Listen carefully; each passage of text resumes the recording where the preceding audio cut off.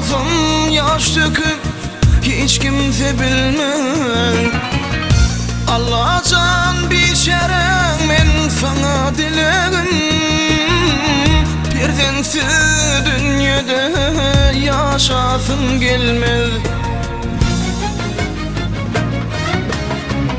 Sennedir umuydım, sanadır zalim. Kavul kıl dilerim, bağışeyle barım. Geçmesin armanı, akmırda ömrüm. Hiç sana koşulman, gezegim bulmam.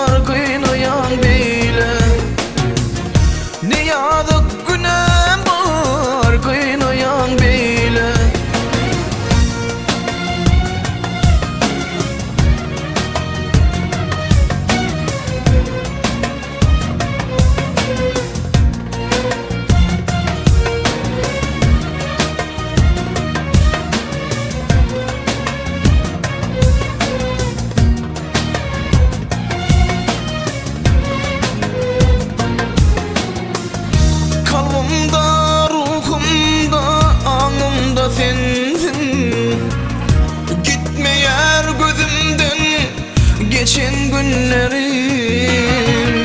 Gözledim her yerde, baktım gözledim. İntizar gözlerim hiç vakti vermem.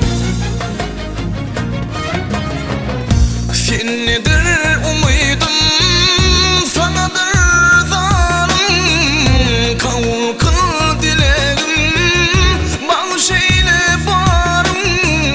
Geçmesin armanı, akmırda ömrüm. Hiç sana koşulman, gezegim bulmam. Ağlayan günler, yatayan günler. Niçin beni harap, sinayan beyle. Ay sana sen bana salmada da. Ne yazık günem var, kıynayan beyle. Ağlayan günler, yatayan günler. Niçin beni harap, sinayan beyle. Ay sana sen bana salmada da. Ne yazık günem var, kıynayan beyle. Ne yazık günem var, kıynayan beyle. Bu vaatlardan son bana bağışla değil mi? Yok, beni ecil etme. Yok, beni ecil etme.